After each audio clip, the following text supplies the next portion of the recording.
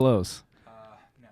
Oh, yeah. Welcome back to Switchcast Live. I'm your host, Doug Tabbitt, and Switchcast is the automotive-related podcast where we're searching for the truth and the humor in the car industry. If it ain't true, it better be funny.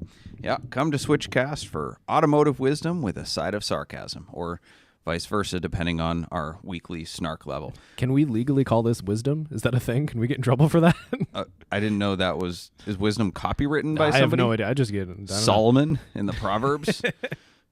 Wisdom TM. Hi guys and girls, everybody who's watching. Welcome back. Let's get right to it. In EV news this week, this is not an EV topic tonight, but there's something positive coming out of the EV world, I think. Tesla has teased the idea of a $25,000 commuter EV. Elon Musk says this will be a game changer. No kidding. Yeah, seriously. Kathy Wood, who even is that? I don't know, but via The Street, says that this plan could increase Tesla's share price tenfold. Yeah. But yeah, that's what I've been saying all along about EVs. Is the problem is that they're for the super rich or upper middle class, and they're not really practical, and they're all about hyper acceleration. And what they need to do is just make a really cheap practical car. They need the EV version of the people's car, or like Ford Model Ts, right? They need to mass produce them and make them affordable, practical, and optional. For one, not mandated. So I like this plan. I'm not a like Tesla fanboy, because apparently now it's become political. Oh. All the classically liberal journalists, will say, have just been dragging Tesla through the mud. All the same rags that have been super pro EV just are loving the fact that the Cybertruck is falling on its face. So it's gotten political. But which I feel like it's so easy for just about everything to get political, which is disappointing. But like you've mentioned, we've said this for a long time. What we need is the people's EV. Yes. No, the normal guy is not going to buy a Lucid Air and use it as daily transportation. You Correct. need an appliance or a Rivian or whatever. They're cool. It's interesting to get people excited. For those who are going to get excited about EVs, we need an appliance. Right. What the Chevy Volt almost was. But wasn't. They had it like probably a decade too soon. Yeah. A hilarious comment though related to the Model T thing though, and this was just some random comment on Facebook, which usually everyone should just ignore, but I had to save this one. It was so funny. Some lady, Deborah Yoho, was remarking about EVs. Quote, "These are the Model Ts of this time." And she's not talking about this news that we just talked about. She's talking about regular EVs, the ones that are overpriced and not super practical. She said, quote, "These are the Model Ts of this time. Like then, they are full of flaws and only the rich can afford them. They are the future, and in 50 years, everyone will own one." Wasn't the Model T really cheap because Henry Ford did the whole assembly line thing? Yeah. Oh, okay. Yeah. Clearly, she has not the faintest idea what the Model Ts were. They were the first people's car. Yeah. Well, she is on the train of everyone will own one. Give us a choice. Market update. If you are paying attention and have listened to past episodes, we discussed a white 91 Diablo, white on white, that was for sale in Canada. And it sold on Bring a Trailer for $335,000. With a massive jump in bid. The buyer did not come through. They relisted it. It had one bid to $250,000. Did not sell. The buyer did not come through. It was then listed on Sotheby's Motorsport, which is their new online auction platform. It got bid to $175,000. Obviously didn't sell. That's too cheap. Reserve was not met on that one. The other two sales, the reserve was met. It quote unquote sold on the auction. Well, it was listed on PCAR Market last week. It is making the rounds of the auctions. The online auctions, anyway. Not the best marketing strategy. I've learned in the car business that if a car doesn't sell on a particular platform, you got to give it some time. You don't just immediately relist it on another platform. Like, you essentially create speculation and trepidation in buyers that think like, well, there's a reason that it didn't sell other than that a buyer just sucked at being a buyer. It has ended on P-Car Market. It did. Yes. Like earlier today. Yes. And guess what happened, Doug? Reserve not met. It did better than on Sotheby's Motorsport, though. The high bid, which appeared to be a dealer, was at like $240K or $238, with a buy it now in the deal tank of $275. So I think that's on the money. I think that's proper money for that car. I just feel like they've ruined the perceived value of the car because they've put it out there so much that now people are assuming there's something nefarious going on, which there probably isn't. It's just bad marketing. So, do you think it's affected by being in Canada? oh yes, Okay. absolutely. I mean, there's no federalization or anything like that, but people discount cars in Canada because they don't know what it takes to get a car down here. Although people buying 91 Diablos probably know better. But, it's still 2.5% duty and extra shipping and customs fees, so there's a little bit of cost involved. Speaking of nefarious, though, Carvana. Uh-oh. I was going to say, I do have their stock price pulled up just in case. I was like, it's going to I come up. don't. But we've been waiting for the 2023 Q4 earnings to be released because, again, past episode, we discussed how their $742 million Q3 net profit was not actually a net profit. It was approximately $105 million net operating loss. So Q4 is going to tell us how they're really doing. But they don't get released till tomorrow. So, trust me, I've been like checking every day. We can't wait. Speaking of other nefarious things, I came across some service records on a car that we have for sale, 2004 911 GT3. It's on Bring a Trailer right now. And there's 2 sets of service records on the auction. There's a reason for that. Bear with me a little bit, but I'm ready. Yeah, this car's already on my mind, so stay it's fine. ready. I can think about it some more. So, I got to give a little bit of backstory. There was one owner from 2005 to 2021-ish. He contacted us to sell it in 21. We brokered a deal to the new buyer. At the time, he sent us the complete file of service for his 15-plus years of ownership. We didn't hear about the car again. That customer had it. The guy we sold it to had it for a couple years. He traded it in to a dealer who I won't name because they threatened to sue me last year on our drive down to Amelia for naming them in factual things. I didn't even name them that time. They just got wrapped up in another situation in which other people implicated them, and they said somehow it was my fault. So yeah, we're just sidestepping the mess this time, potential mess. I sidestepped it that time. All I did, there was a car that had undisclosed damage, and I provided the service records, and they were the last dealer to sell the car and didn't disclose it, and everybody else pointed the finger at them, so then they pointed the finger at me. That's right. So we're not going to point the finger here. I'm just saying facts, and if you guys want to Google the VIN, you can figure it out for yourself.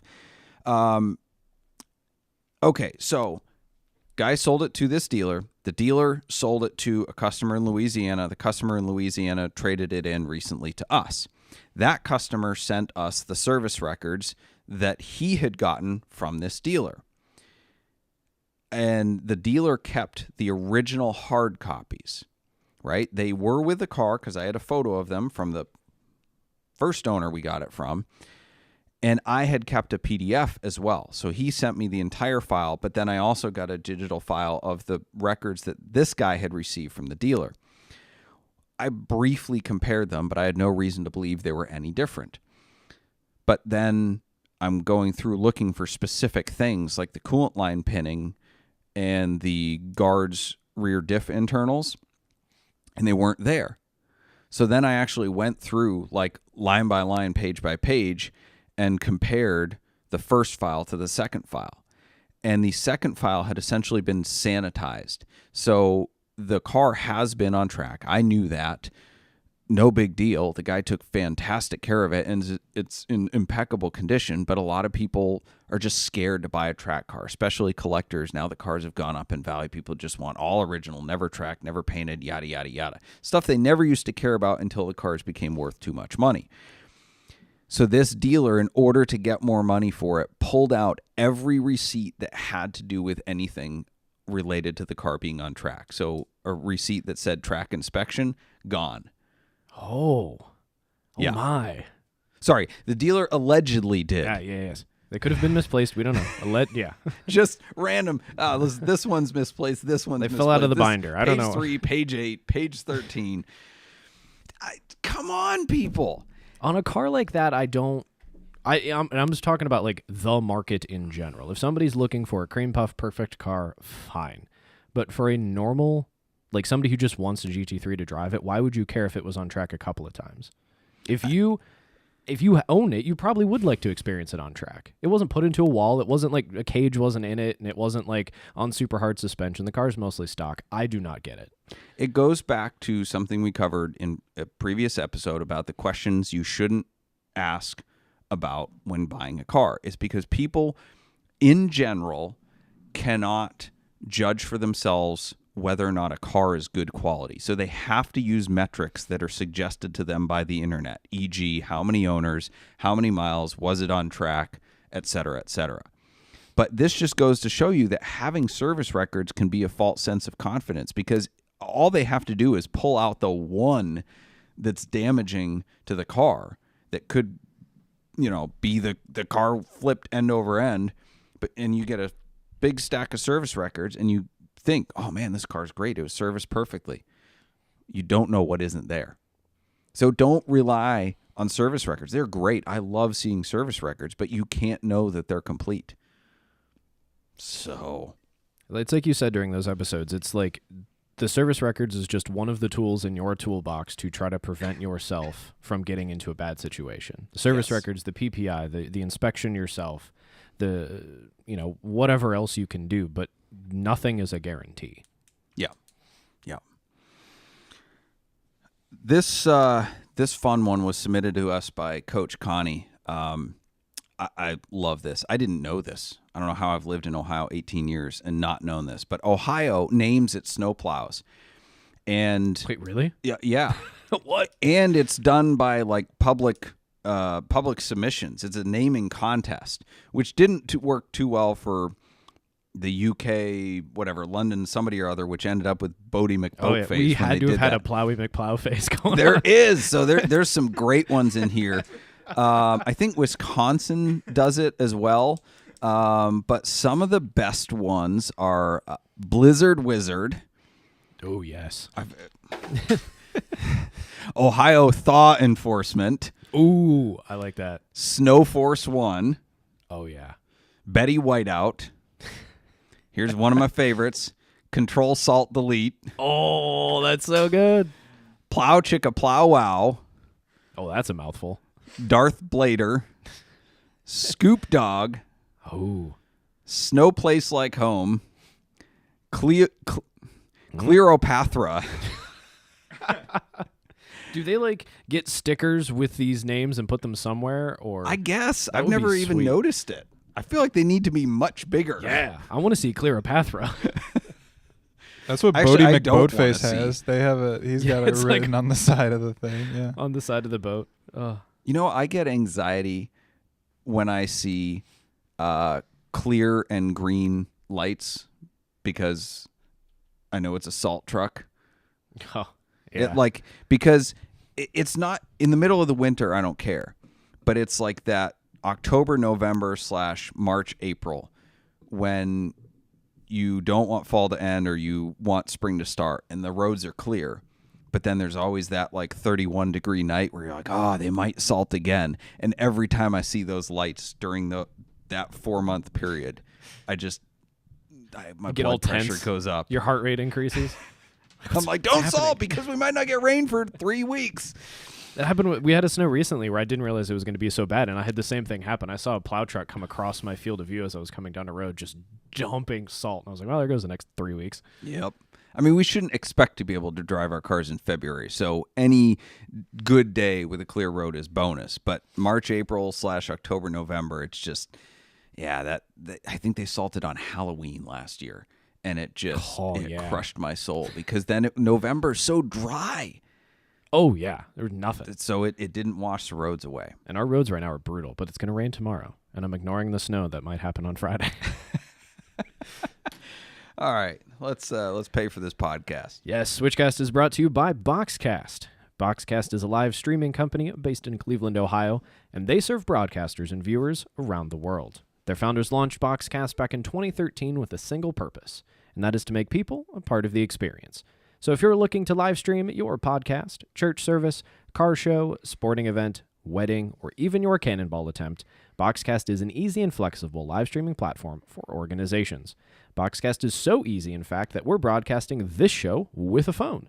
So head on over to switchcars.com/Boxcast for your free trial. Ethan, where's Hank? What's going on? Why is he not here? Hank might be in trouble with Margaret yeah. for forgetting Oh, about Valentine's that was Day a last rough week. Just kind of like bolt out of here. That was a rough showing. He did try. He attempted to get flowers. I think we should probably call his house phone Yeah. and leave him a message. We don't have a cell phone, right? Or does he even have The one? man, no. Well, he does, but I it's think he one has of a them. flip phone. Yeah, it's one of them flip. Yeah, It only does text and call, and don't ask him to text you. yeah. He has Well- on his belt clip. Yeah. In Corvette news, though, Doug, I've got one for you. All right. That I found online earlier today. So the headline, so this is coming to you from Haggerty.com. All right. It's where I'm reading it from. Semi-truck full of Corvettes fails as getaway vehicle. Oh, And I don't know. I saw the headline. I've not seen this article. So I'm not sure why a semi-truck full of fast cars somebody would use as a getaway vehicle. So I read into the article a little bit more, like, What were they getting away from? well, that's the interesting part. Apparently, as the person who stole it admitted to stealing the vehicle and advised that the Corvettes were not the reason, and that he just needed a truck to get home as he had just been released from prison. So apparently it was at some service station or something that the person who stole the truck was just chatting up the driver and then just got in and left. Did he break out of prison or he was lawfully released? Because I feel like if it's the latter, that's not a good start to your re-entry into society. No, the words in the article say released, so I imagine that he was I guess it could happen. Somebody comes out, they don't know who to call, they don't have anybody to support them, so they're out on their own. I am not sure that I would steal a semi-truck full of Corvettes, or a semi-truck, period. Yeah, it's not hard to find. But there was a police chase and everything, and I don't know how you think you're going to get away, and obviously they didn't, in a semi. Apparently there was no Altimas nearby to steal. It would have been so much faster. I'm impressed that he knew how to drive a semi-truck. Oh, right? yeah. Because That's- the truck in the photo in this article is an older Volvo, it looks like. Sure. So it's probably a stick, or with a bunch of what I got, high, medium, low. Yeah. And then all the gears in each one of those. I'd be stressed. I'd drive a manual every day, and that would still stress me out. Yep. Yeah, that would be a semi-terrible idea. Oh, and this person was 23 years old. Oh. Honestly, that's kind of impressive. Hey, props to him. We should have made that the prop of the week. Uh-oh. If he had gotten away.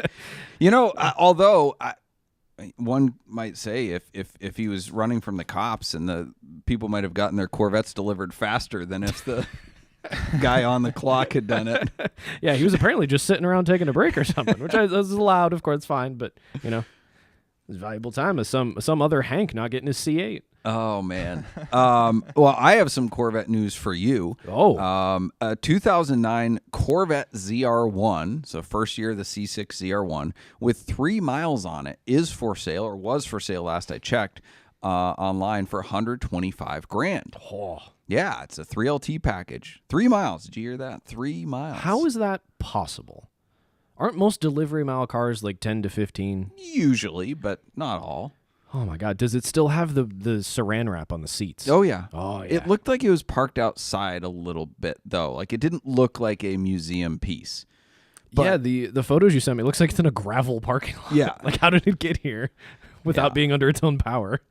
Honestly, I think this is actually quite a good deal considering all the ridiculous American 80s and 90s stuff that's sold recently. The C6 ZR1, I believe, nope, there was a C4 ZR1 that was called the King of the Hill. This one was the Blue Devil, but it was a heck of a value to begin with. In fact, I think it was the MSRP was right around 125. So I think it's a good buy now comparatively. I think there was a 1984 Chevy Blazer with less than 100 miles on it that sold at an auction last year for right around the same amount. Which would you rather have, a delivery mile Chevy Blazer or a ZR1? ZR1's going to be a whole heck of a lot more fun. Right. If but you drive it. can't. It has 3 miles. But I'd rather look at that than a square box. But that was a terrible investment for the original owner. The guy that's like, oh, yeah, I'm going to order a ZR1 and keep it in the wrapper and not drive it. He lost money. Oh, yeah, because what was the MSRP? Wasn't it like around 100 grand? I think it was closer to 120 with the 3LT package man. and stuff. But either way, even if you just figure inflation, you're losing money. I mean, that's equivalent to putting money in a coffee can and burying it in the backyard.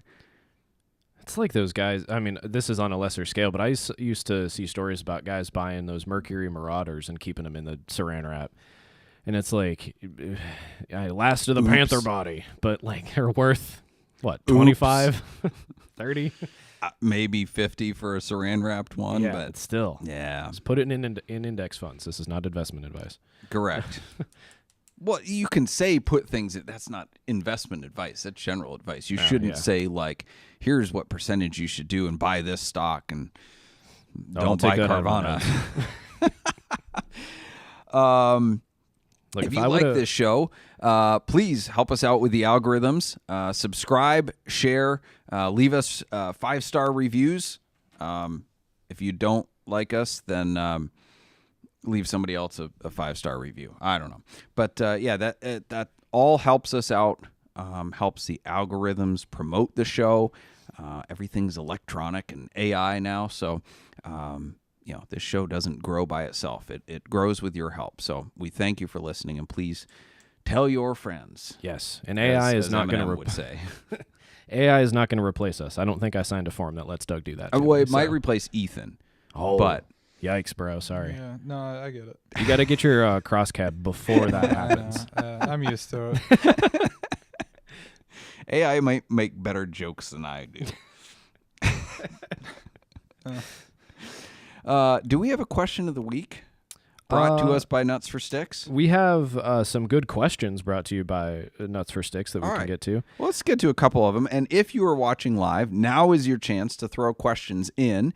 And if they're decent, we will address them. Yes.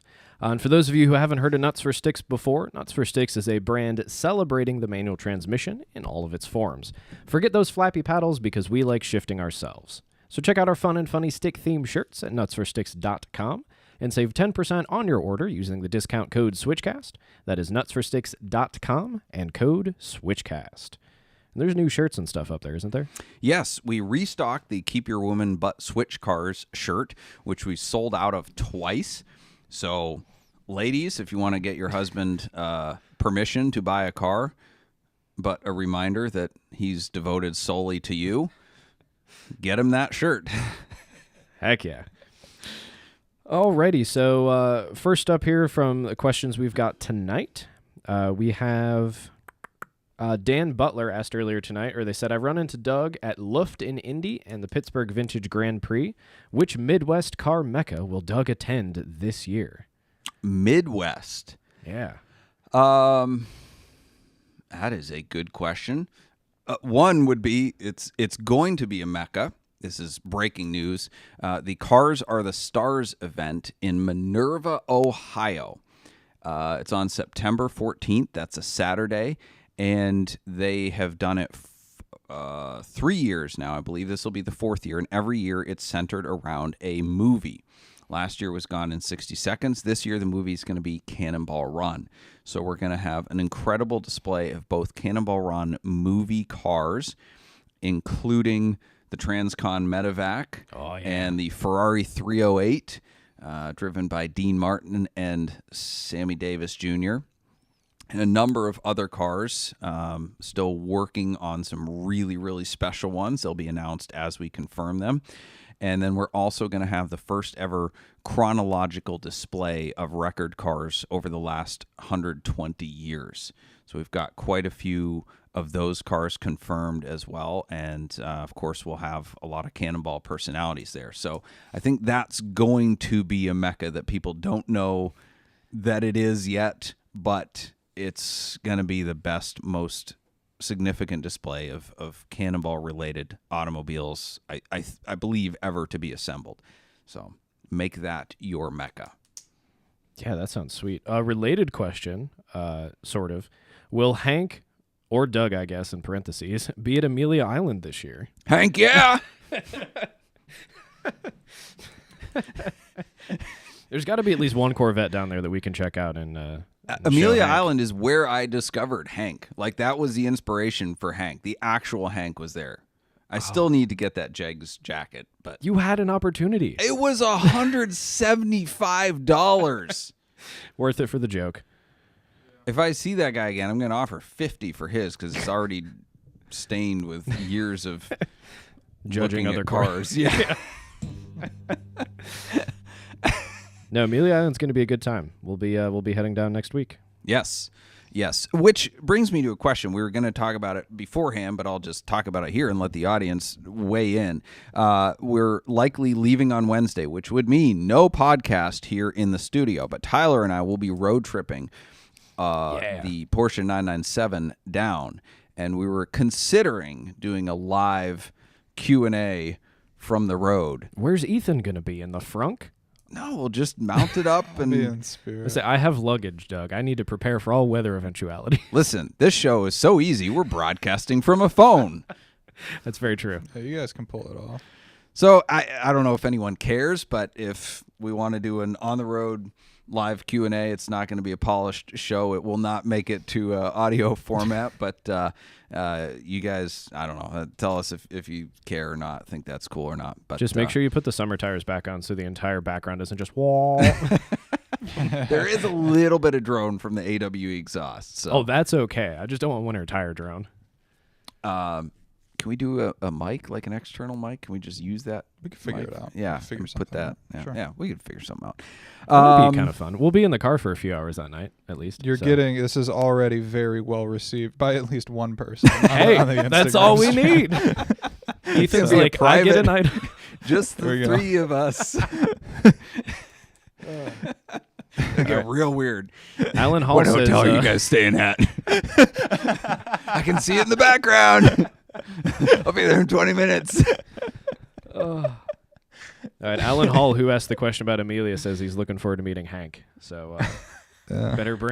we better tell him to pack his New Balances. I think We're going Hank to Florida. might go to the Works reunion, judge all the Porsches. Is there like normal? Oh yeah, because we've parked historically in around the Porsche Corral area, but there is Correct. normal parking. There is There's got to normal be a parking. Corvette in there.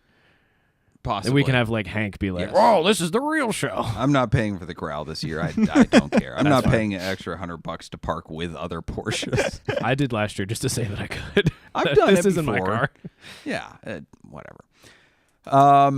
Yeah, and the Amelia thing is a big deal because RM Auctions got ousted from Amelia last year because Broad Arrow is owned by Haggerty, and Haggerty owns Amelia, so they wanted to put Broad Arrow Auctions in the Ritz-Carlton, and so they just canceled RM's contract, essentially. That's how I understand it.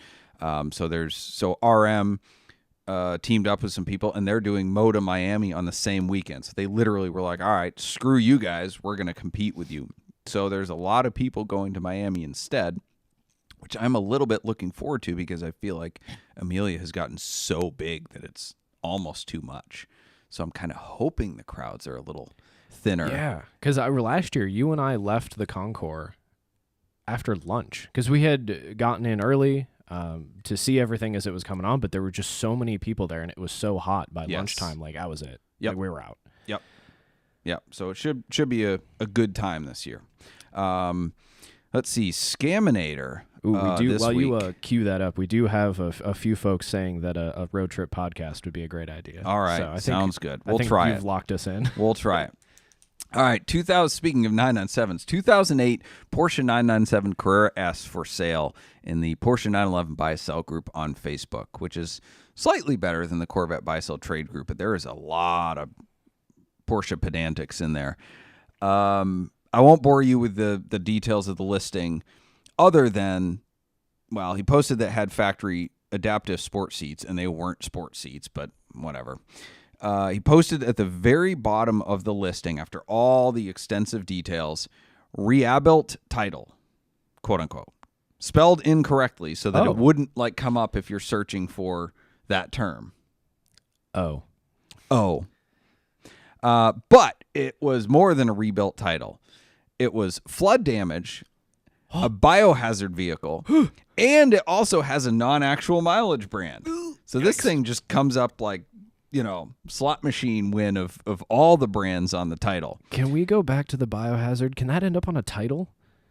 It's not a brand on the title. The title is just rebuilt.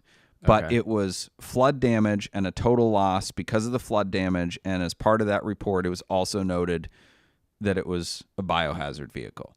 Do we think that's because of mold or blood? Probably sewer. Oh, that's even worse. Yeah. I did not think of that. Yeah. Yikes. Ah. It was I believe it was in New Jersey when it got flooded. So if it was a man. sewer related flood, ugh. I hope they change the pollen filter. Ugh, that's a really crappy deal. Ew. Yeah, new buyer's going to be kind of pissed off. I'm still just trying to process this. I can't make any jokes right now. That's disgusting. Yeah. And also, it's currently for sale with less miles than it had on it a decade ago. But it's only 41 grand. So if you're interested in this, you can call or text this guy, 917-349-8346, or zigsig at gmail.com.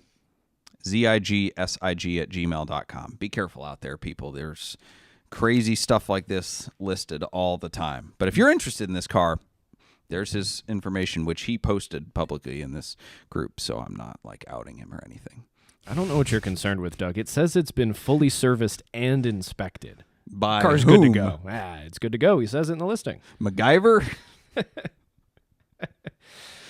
Ugh, I wonder if it still stinks. It's got a little bit. You got to sit in there and be like, something's not right. Ugh. God, that's heebies and jeebies. No, thank you. Ugh. One step down from scaminating is the Shrewd Negotiator, brought to you unwittingly, unofficially by FinWiki. Check out my GT Vault video today on there, by the way. It's a good one, I think. I haven't watched it, but the reviews are in, and they're pretty good. This submission comes from a frequent listener, Mom, posted in Free Stuff and Cheap Stuff in Maine Facebook group, which the best I can tell is the new Uncle Henry's. Now, let me tell you about Uncle Henry's. Uncle Henry's was this black and white magazine that we used to get for, I don't know, I think the most expensive I ever saw it was $1.50, but I think it was 50 cents when I was in high school. And it was just a classified book, and you get it at the gas station, and you could buy anything and everything in there. Cars, I think houses, like real estate was in there, or, toaster oven, whatever. Ooh, wow. Yep. The whole state of Maine. It was Uncle Henry's, but it was just like the marketplace of today. People would get that thing before it was on the shelves, and they'd scour it looking for the deals. So if there's any real good deals, you had to be in the distribution area that got the first versions of Uncle Henry's to get out there. But anyway, the title of the listing is Florida Suburban, S-A-B. The entirety of the description reads, quote, absolutely no rust. Rain tree addition. Apparently they added on. Barn doors, no coated period. I am real. We can talk on the phone. End of description. Is there a phone number? I don't know. I love the I am real. As if so there's an AI posting the Suburban for sale. So this is an OBS Suburban. I don't know how many miles on it. I don't think they posted the VIN, but they want 13 grand. But it's posted in free stuff and cheap stuff in Maine. 13 grand is not cheap. No. For an OBS Suburban. Some have sold for double that, but they were like collector pieces. But let's just be honest. I guarantee, being a Florida and a Maine truck, that there is rust. Like, you know how to find a rusty car? Is you go to Maine and you look at all this, look to find a car for sale that says no rust. It's a rusty car. It's somewhere. Like, it's just, that's how it is up there. And the photo of it is parked out on the lawn in front of an apparently dead Super Duty, which tracks for Maine, where vehicles become lawn ornaments. In fact, you know how to tell if you're from Maine? Oh, how? When you mow your lawn and you find a car. Hey. Ew. Doug Tabbett. So I feel like this Suburban was found in his front yard. And all of a sudden, it's a collector item. You must draw some Mainers to this podcast, because I feel like every once in a while we got somebody saying, "Hey, I'm from Maine too." Todd S on YouTube. So He's my cousin. No, just. Oh, you could have kept me going for a while. Hey, Todd, how's Grandma? Oh, that's amazing. What did he say? Oh, he just said, "Hi, Doug. I'm also a former Mainer." Where? If it's south of Portland, it doesn't count. Oh, my goodness. This other submission comes from Sean Mathis of Miles Through Time Museum in Georgia, who's been shopping for an R8, and he posted one that he found for sale by Greenville Chevrolet in Alabama for 50 grand. Working on my geography here. Now, you might say, Audi R8 for 50 grand. That's a smoking deal. But the fine print on the Facebook ad is that it includes a credit for trade-in and financing. Is right. A credit for financing? Yes. So some less scrupulous dealers, haven't made the call on whether or not this is scrupulous or not yet, but less scrupulous dealers will often post a car, and they'll post the down payment as a price. So it'll be a 10K car they'll post for 3 grand, and then they'll say, well, 3 grand down payment, but the car is actually 10 and you have to finance the rest. And if you try to get a cash price out of them, you can't, because they don't sell cars for cash. That's not their business model. This one, I don't know. I'll give you the details, and I'm not sure which way I go on this. I feel like most people will just say this is typical dealer scam games, but let's flesh this out. So, in the fine print on their website, for their internet price, it has a star, and all the way down at the bottom in the fine print, it says that price includes a $1,000 credit for a trade-in of a car 2018 or newer. That doesn't mean they'll give you $1,000 for that car. It just means, like, if you trade it in, they're giving you a $1,000 credit off the price, and a $1,000 credit for using their financing, because they would make a kickback off financing. So essentially, the cash price is $2 grand more than whatever they're advertising it for on the internet. So I don't love it, but the $2 grand is actually less than many dealers' doc fees. I've seen doc fees that are $2,500, which I don't agree with that either, right? I will defend doc fees, but I don't defend ridiculous doc fees. There's a cost to doing paperwork, and it's not $2,500. But it's kind of like publishing a price on a new car. People do it all the time and say this includes all available factory rebates, which not everybody will qualify for, or finance rebate or something like that, and not everybody will qualify for those things. Now, I know the FTC may have something to say about that, as well as individual state laws, and I think Ohio, if we did that, that would be illegal. They have specific rules. They closely govern advertised pricing rules to make sure these types of bait and switch things don't happen. I'm guessing in Alabama this is totally legal, because it's a big Chevy dealer, so They probably cleared this with the authorities or, read their own fine print. But it's an interesting discussion whether or not this is kosher or not. So you're telling me Switchcast does not offer money off if you use financing?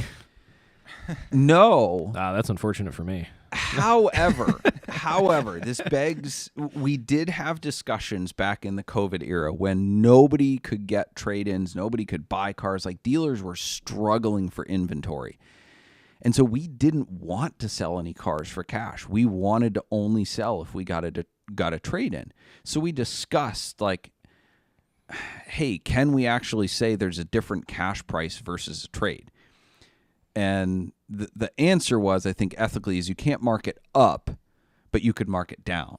So you could just advertise all your cars for a higher price and say, well, if you have a trade-in, we'll give you a $2,500 discount just for trading in a vehicle. But if you're paying cash, you have to pay the asking price. But I understand the logic there, at least, because dealers need trades. So they're basically just doing the equivalent of a new car rebate. They're just doing it on a used car and saying this advertised price includes these rebates. Hank would have a real problem with it. Yeah, it just feels icky. I don't disagree. I'm not going to do it. And not just because it's illegal in Ohio. I'm not going to do that. I get where they're coming from. I think there's a better way to do it.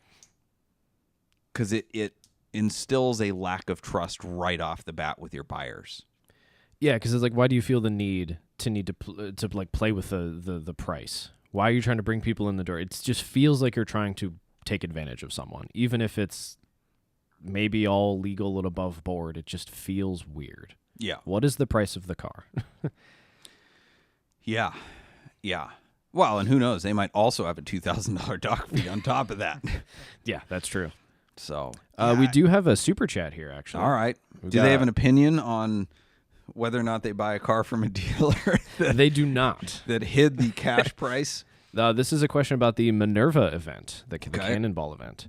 So Taillight Express, thank you very much for your super chat tonight. Cannonball Corvette, can that attend the event?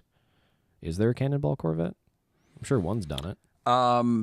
The Corvette C7, so it can attend. It will not be featured because we are trying to stick directly for the display to either movie cars or cars that have held an overall record. Because as soon as we deviate from overall records, that just, opens the floodgates for anything and everything that's run that claims some sort of something record or whatnot. So we're trying to do a timeline because there's probably 50 to 60 cars to choose from that have held an actual overall record. And out of those, we can only put probably 20 on the brick. So we're already limited by space and logistics to try to create this proper timeline of 120 years of Cannonball records. So I'd love to have the Cannonball Corvette there, but it would be in a side display. We'll have a couple corrals and different areas with other interesting, notable cars, but it wouldn't be in the primary display. I think that makes sense. It's a really cool place to have a car show, but there is limited space. Right. Yeah, I mean, because it's essentially just Main Street. It's a brick Main Street in this historic village, and the display is carefully curated every year. They shut down the street. They have bands. They have food vendors, and they have room for about 60 cars total. So, yeah, it makes it really special and unique. Absolutely. So make it if you can. Yeah. You said you had found a listing of something online that I might like. I'm a little nervous. Yes. Yeah. So I think somebody sent this to us, or sent this to me, and said it could be a good replacement for Seascape. Oh no. Why don't you tell the I don't want to replace Seascape. Shh, don't That's doubt it terrible already. Start. No. Seascape was amazing. Why don't you tell everybody what Seascape was the boat truck. It was a Ford Expedition that had the rear lopped off, so it was like a cross between the I don't even know. It's like a Subaru Brat style, but whatever that Ford Ranger that they had the 4-door pickup bed. Anyway, I'm upset at myself that I can't remember what that was called. But anyway, they had the rear lopped off, and they had a C deck on the back, like a sun deck, and it was all painted in like 90s, like red, not red Solo Cup, but the Solo Cup. The Solo Jazz. Yeah, type Solo stuff. Jazz. Thank you. And it was all white and blue nautical interior and just very nautical themed. And apparently the guy had a matching boat to tow with it.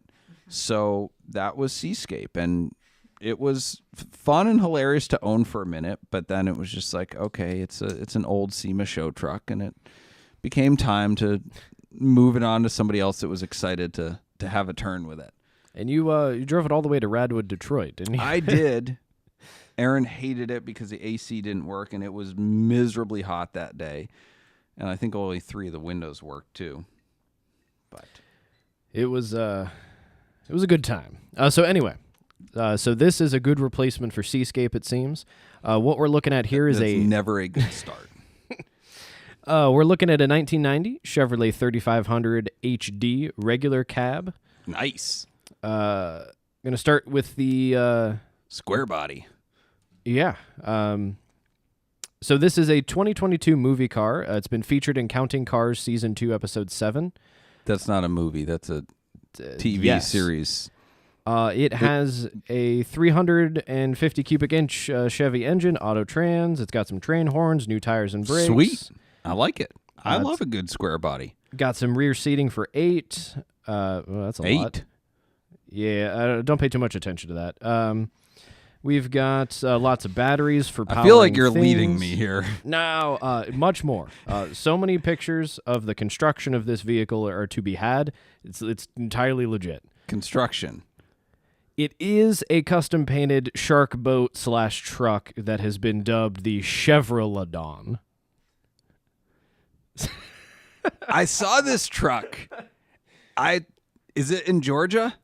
Yes, Woodstock, Georgia. I saw this truck pull in to Caffeine and Octane in Atlanta one time. I'm you really? standing there. It pulls in. I was like, that is super cool. And that was it. I was like, all right, I'm over it. Like, it was super cool for that moment. And I'm like, that would be so terrible to own. So and the only thing you could do with it is like run it in parades and stuff. yeah, so for those of you listening and watching, this is a very substantially lowered Chevy pickup truck that has everything taken off of it except for like the front end. Like even the interior, like the cab is gone. The front fenders, the hood, and the front grille. And then there is a boat, like I guess a normal size. It's not a speedboat, but it's like I don't know, just a boat that is like on a hinge so it can be raised up off of the truck, I'm assuming, so you can get into it. And then it's got a zillion exhaust pipes, and it's painted to look like a shark. I don't want to know if that like hydraulic system fails to raise or lower that. Oh my goodness! I don't even know why it's necessary. It looks kind of cool, but like I don't. Oh gosh, so many reasons I don't want it. But how much do you think it is? I wouldn't pay more than 10 grand. We'll put it that way. I might not even pay that. This person is requesting $150,000 for this car. That's the best joke of the night. You could buy a 3-mile Corvette ZR1 and have 25 grand left over. At least you could drive this, though, sort of. Not really. How would you get work done? Can you imagine taking this to your mechanic? Be like, yeah, it's just a Chevy 3500. It's fine. Here's the key fob to lift the boat off of it. I love that they call it a movie car because it was one episode of a TV series. That's not a movie car. Also, Chevrolet is hard to say. Maybe I'm just struggling, Yeah. but this is. Oh, I left out all this other stuff, but I was trying to make you think it was a normal car. There's like lighted stereo speakers because it's a boat. Bluetooth. There's 4 box subwoofers with amps, 3 video cameras. For some Bluetooth reason. on a shark? Yeah. That's probably a dental condition. Hey, man, yeah, this thing is wild. Should call it shark tooth. Yikes. Oh boy. Yikes. We have another super chat actually. Sweet. So E.T. Palmer 90, thank you very much for your first super Wait, chat here on I've got a Switchcast. name. I've got a better name for that thing. Okay. The Great Blight Shark. All right. I get it. I kind of like it. It is a blight. So E.T. Palmer 90 is calling back to our previous discussion about dealers and pricing and such. So they ask tonight, what do you think about dealers' pricing strategy on used cars? They post a retail price, discount it to their price. Why post the retail price and the discount if it was worth retail? Does this work as like a marketing tactic?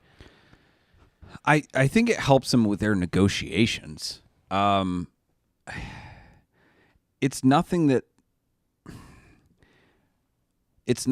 retail experts don't do.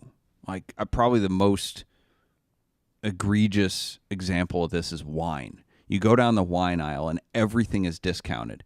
And the reason Apothic wine is so popular is because it's, quote, a $22 bottle of wine for $11.99. And that's how everybody buys wine is based off of the savings, the discount.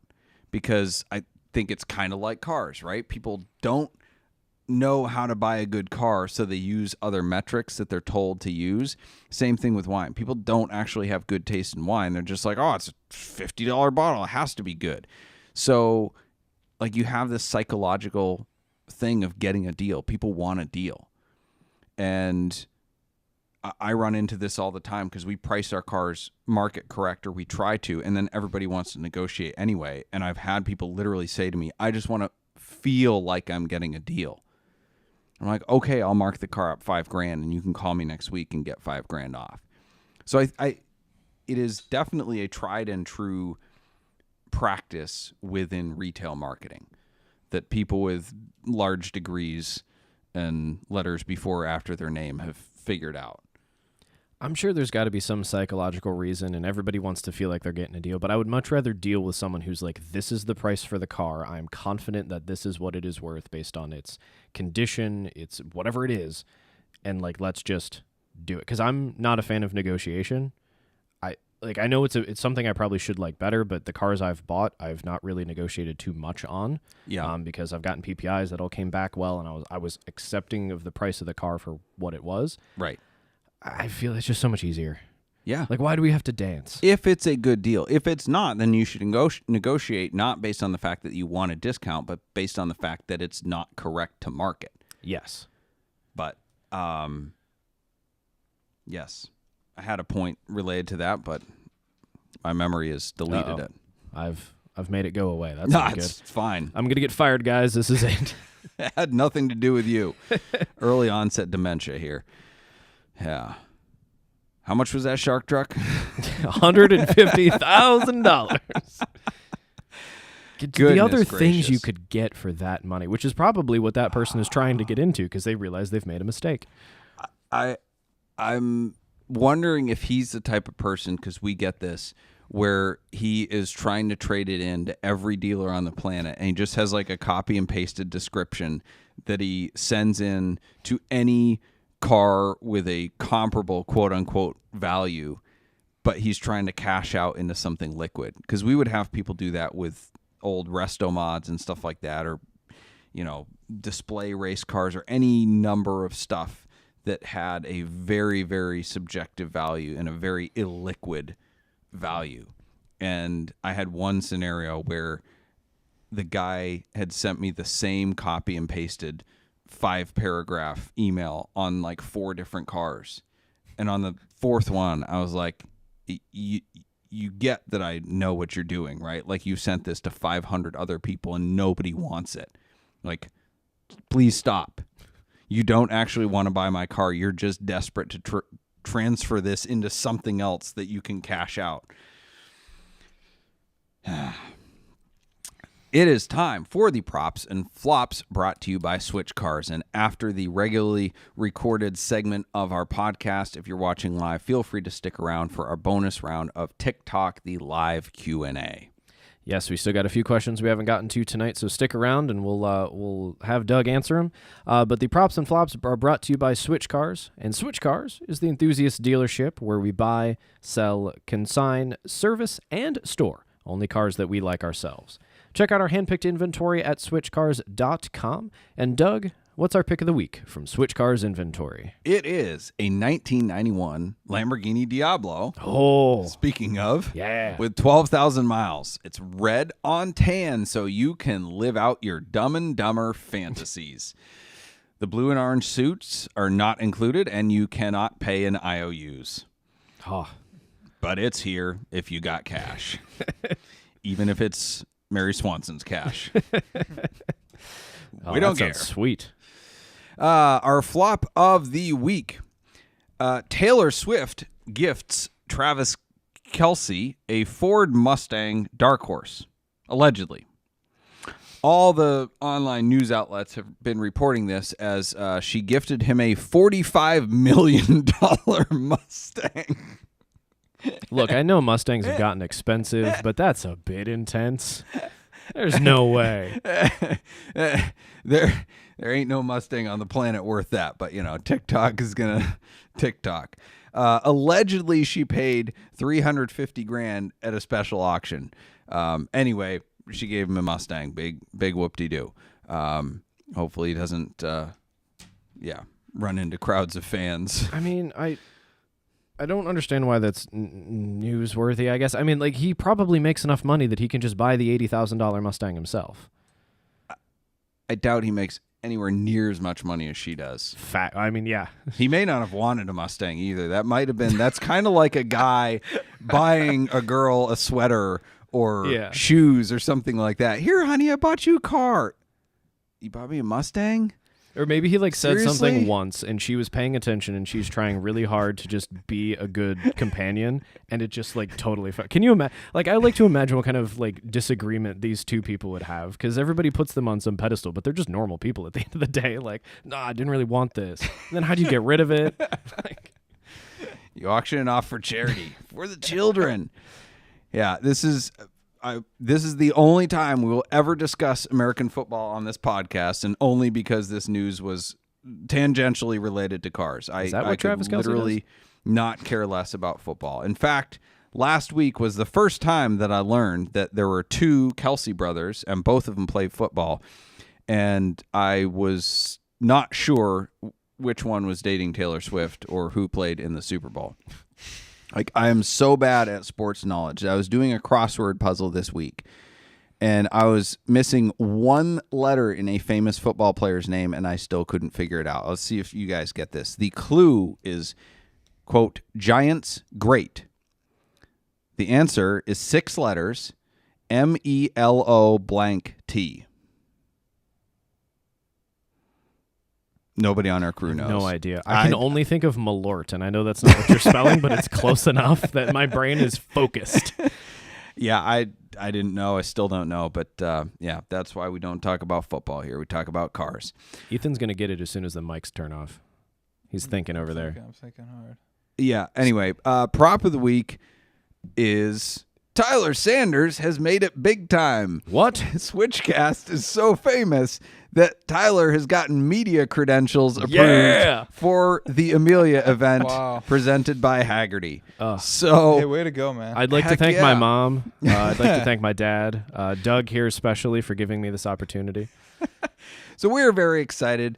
We don't know if they gave us media passes because they're lowering the bar because everybody else is going to Miami, or because they just love us so much. But we are committed to Amelia. We love that show, and we'll be there, and we look forward to seeing whoever's there. So yes. I've been going for a couple of years now, and it is fantastic every time. Yeah. Nice little break from the Ohio winter, and it's also just a cool place to be with a bunch of cars that you really won't see anywhere else. Yep. So I was down in Tampa today, which is about the same latitude, and just wanted to check the weather in advance, make sure it was good, and it was wonderful. So it's improved. It was supposed to be rainy, most of the time we were down there. Always raining at some point during Amelia. But anyway, stick around, you who are watching live, for bonus round of Tip Talk, and for the rest of you on the audio podcast. Thank you for listening. Thank you to our sponsors, Boxcast, Nuts for Sticks, Switch Cars, Celebrity Machines, Parallel Printworks, and Stephen Holm Woodworking. To our producer, Ethan Huffnagel, and our Ed McMahon over here, Tyler Sanders. Our bumper music is provided by Emily and Ivory. You can stream their full album on Spotify or SoundCloud. This episode will be available next Monday on audio format wherever you listen to podcasts. Check out switchcast.live to sign up for our newsletter, submit questions for upcoming episodes, or to catch up on old episodes. Thank you for listening, and we'll see you next Wednesday at 8 p.m. as we look forward to edifying, educating, and entertaining you on the drive of your life. There you go. All right. Yeah. Questions. Yeah. We haven't done any from Instagram, so All right. let's Do we have any? yeah. Sure right. do, Doug. Sure do, Instagram. What do we got here? We actually have a number here. Doug, do you think there's a business model in buying average used trucks down south and bringing them up north to sell as rust-free? Is that a variation of arbitrage, or? Sure. Yeah, there's people that do it. There's a place right down the street here off of Route 8 that does, I don't know what, I think it's called like Southern Trucks LLC. So, yeah, absolutely. I mean, when I buy cars, I either go south or west to like Oregon or someplace like that doesn't use salt or as much salt. And I start with rust-free cars as best I can and then ruin them. So, yeah, sure. Same. My 996 came from Arizona, and while the engine bay is still filled with dust from the desert because I've not cleaned the entire thing, it's got no rust. Yeah. What do you guys use to keep the road salts off? Road rats? No. Fluid film. It's about the only option. Yeah. Spray it at the beginning of the season. Before it salts, don't trap that salt in. And, yeah, that's the best you can do. It's not perfect, but it's better than not. Give me a hard one. Come Sure. on. All right. All right. Yeah. Thoughts on a 700 horsepower Bentley Super Sports 2017? It's pretty much factory horsepower, right? Yeah. 700 Yeah. horsepower, I mean, that's like 700 horsepower with a distinction tune. I really like them for daily driver. I'd buy one, and it's properly depreciated. They're expensive to maintain. I guess any performance car is now that's worth its salt. Yeah, I think they're really pretty. I think the electronics update in 2013 was good, and I think 2017 is after the new redesign. Man, I don't like to say that I like big, heavy, automatic, just wealth mobiles, but you feel so good when you're in a Bentley. Like, something about that leather, it smells good, and it makes you feel like you're royalty. Yeah, they are really comfortable to drive. It's a fantastic daily driver, highway cruiser, dinner date mobile. Go for it. All right, on YouTube, El Inca Macho asked earlier tonight. They said, I work in international shipping, and you can buy supplemental insurance from a third party to insure your goods. Is there Yes. something similar in car shipping? I think so. I think Haggerty offers a policy. However, I don't think well, be careful here. Check with your insurance agent. But the reason you buy supplemental insurance is because you are not covered when your vehicle is being shipped from overseas. There is some coverage. You have to check the language of your policy. I think there's something to do with care and custody that may exclude coverage if your like all four wheels aren't on the ground. So like if I give Tyler the keys to my car, it's still in my care and custody because I've let him drive it.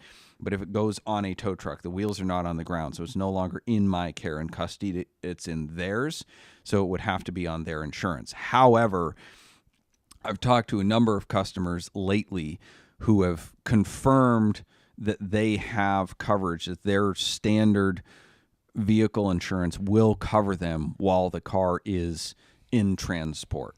And our dealer insurance, I've also confirmed that we have coverage as long as we're not negligent. So basically, if we verify the trucker's insurance and do our best to make sure that everything's on the up and up, but for some reason they don't pay the claim or whatever, we do have coverage. Now, I don't want to test that out. That's just what I'm told. So again, read the fine print of your policy, discuss this with your agent, potentially talk to an attorney that knows insurance coverage, but I don't think it's as necessary for domestic shipping as it is for international shipping. But I'm pretty sure Hagerty offers, I know they do because Hagerty offers it for international shipping, so I'm sure they would offer it for domestic shipping, and I'm sure all the other collector car companies do as well. But you may not need it. In short, always read your policy and make sure you know what you're covered on. Yes, and never hurts to have double coverage. Well, actually, it does. I learned that because sometimes if you have double coverage, like then the insurance companies will both try to not pay it and they'll fight with each other. Oh, nice. So, Renew Automotive Reconditioning asked, can you tell us more about your time when your dealership was at Spring Mountain? Did being on a racetrack attract more business for your car sales? I feel like that's a podcast in and of itself, or a VinWiki story or something. It was a great idea, poor execution, bad timing. Being on a racetrack was very interesting and fun, and it certainly helped selling used race cars. I've never sold so many used race cars in my life, and I never really want to sell another one because they're a pain in the rear to sell. But when you're at a racetrack and part of that culture, it just kind of goes hand in hand. So it was not just being at a racetrack, but being part of the motorsports club that was there and being involved kind of in the lifestyle of everybody there and just being a part of the organism, building relationships with people there, being on track with them. It worked well because of that, not just because we were at a racetrack. Being at a racetrack by itself doesn't, make a business like that work. For sure. Mr. G said, what's Doug's opinion on the movie No Man's Land with Charlie Sheen? And then followed it up with No Man's Land is like Fast and the Furious, except in the 80s. I don't know if I've seen it, and if I have seen it, if I didn't see it in the last year, I probably don't remember it. Or if I did see it in the last year, I don't remember it. If I saw it 20 years ago, I do. I'm getting to that point in my life where I remember everything that happened as a kid, but not what you told me yesterday. So I don't think I have seen it. I don't know. I'll have to go check that out. I don't think I've seen it Apparently either. there's one in 2020 and one in 2001. Yeah, this is all very confusing. Disambiguation. That's a new word. Ooh, there's a turbo on the front. Oh, this had to be made after that. That's a 964 turbo. After what? After 80s? Yeah. Yeah. Unless it was a backdate. Okay, I don't want to talk about backdates. Ooh, the Blu-ray cover has a more different Porsche on it. Are there a bunch of Porsches in this movie? This sounds like my kind of thing. I think neither of these are the correct ones because I'm looking at 2001 and 2021, and they both have nothing to do with cars. Well, do they have Charlie Sheen in it? Okay, so the No Man's Land was in 1987, but the cover of the DVD or the poster I'm looking at has a 964 turbo on the front. Wow. It looks like a 930 to me. Really? In the movie. The front There's a bumper? 512 BB in the back. Did you know Charlie Sheen started a moving company? Oh, boy. Is there a joke coming, or is that real? It's called 2.5 Men in a Truck. Okay, there it is. Ew. Right. You're welcome. Okay. So Here I'm we seeing go. some shots from the movie, and that's a 930. I don't know why that cover has a 964.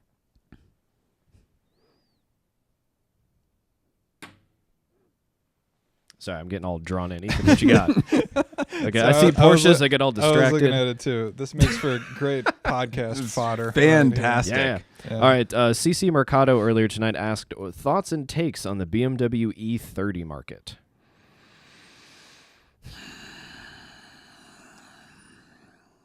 It's driven by collectors.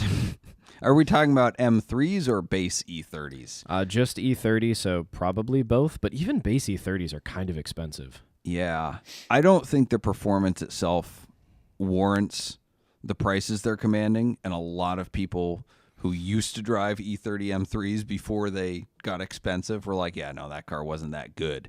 But a lot of cars that weren't that good are priced into the stratosphere because what's the quote about nostalgia? It eliminates eliminates the bad and magnifies the good. Yes. Making us an artifice to the victim of nostalgia, whatever. Victim to the artifices of nostalgia. There we go. Yeah. So, and the collectors are just paying up for anything because it's rare and because everybody else is. So, I wouldn't buy one for what they're going for. Yeah, there was at one point I thought owning like a 325 or something would have been pretty cool. I think they're attractive. Get it with a manual, like just putz around in it. Yeah, and then I found for out, $5,000, it would be cool. Yes, and then I found out they were like 15 for one that's reasonable and doesn't have 250,000 miles on it. And you could buy a Corvette C5 for that. Yes. Yeesh. So YouTube chat is helping us out. The plot of No Man's Land is he's a car thief and only steals Porsches. I'm in. Movie is 930 Turbos. Still in. Charlie Sheen is endless 911s racing through L.A. Super duper in. I want to watch it. Well, I feel like I have seen this. I just don't remember it. Roger Ebert gave it 3 out of 4 stars, which is pretty good. I feel like that dude's a movie curmudgeon. I feel Well, like he's only got negative things to say. He was. Oh, ooh boy.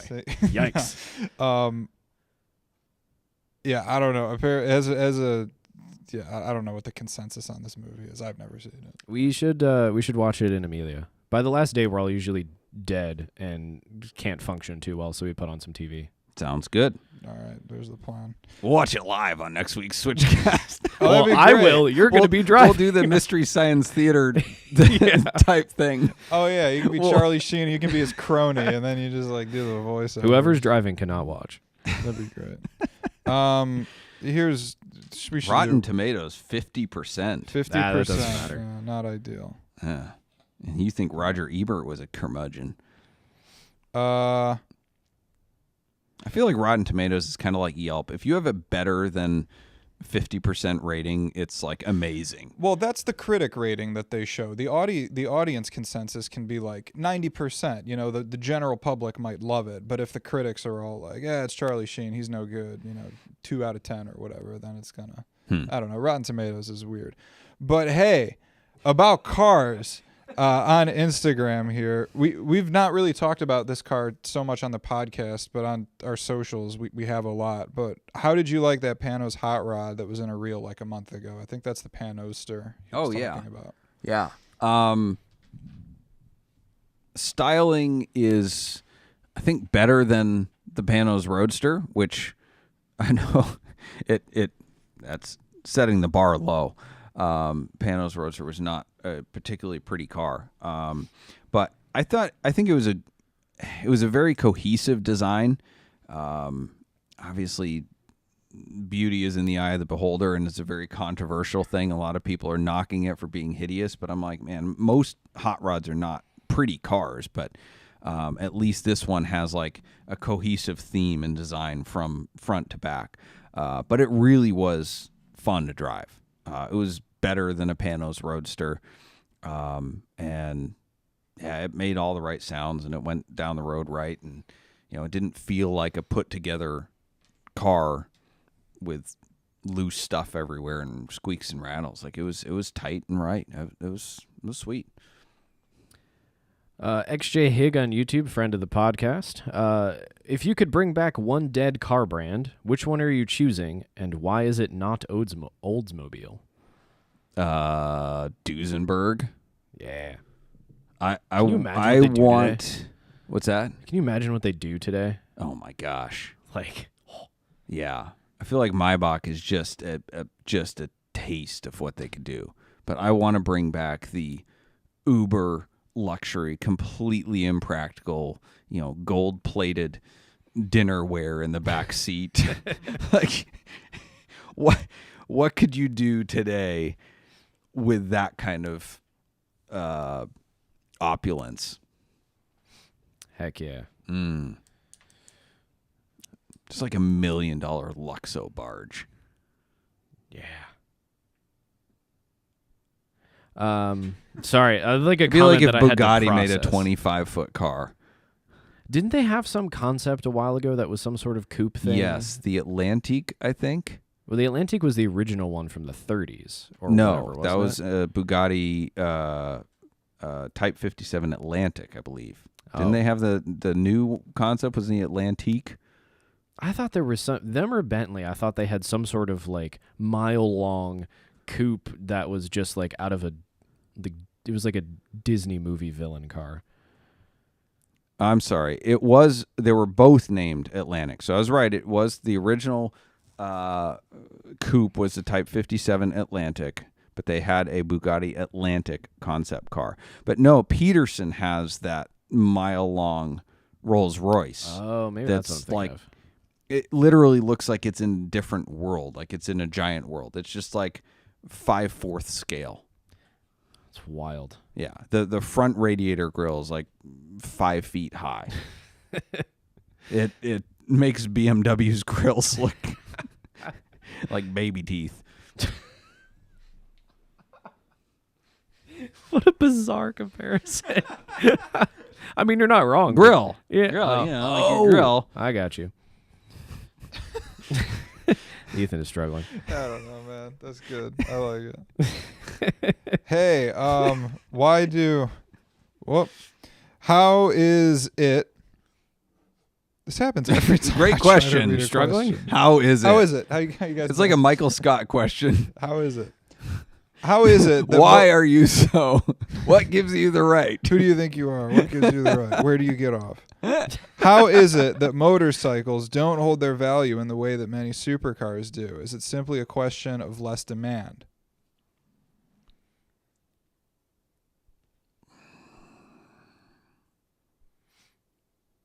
Yeah, probably. I think there's a lot less status with motorcycles.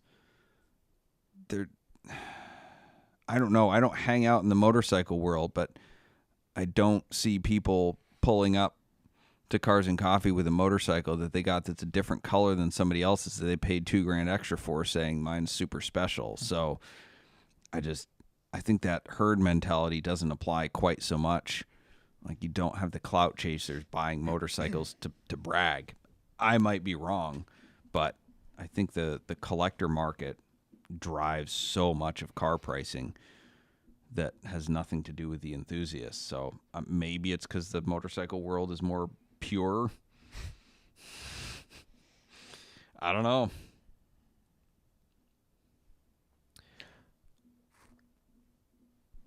All you.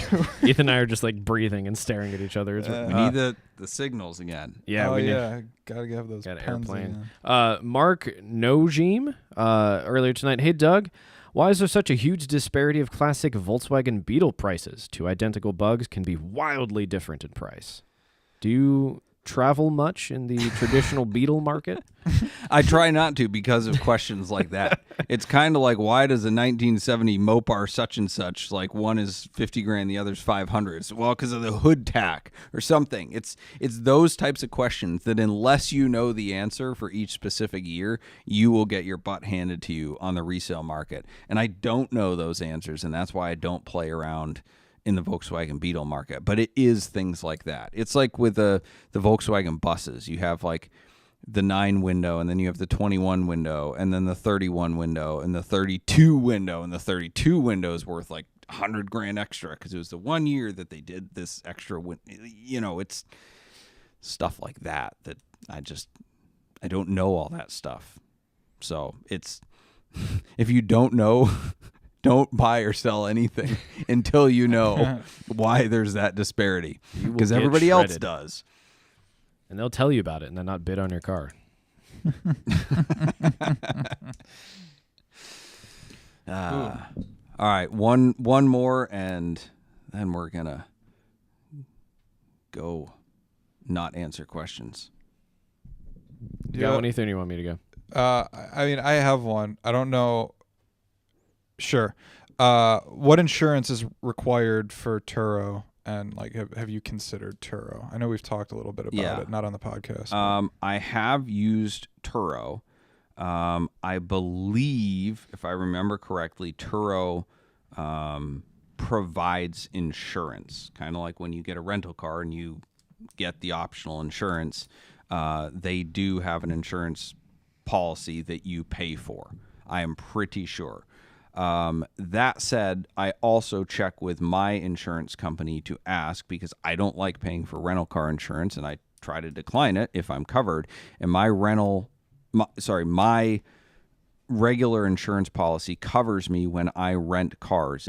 I think it covers liability, but it does not cover the damage to the car. But if you rent with an American Express business card, then that covers the damage to the rental car. So again, review your policy, review the fine print on Turo when you check out, but I am pretty sure that Turo has either a mandatory or an optional insurance for the rentals when you check out.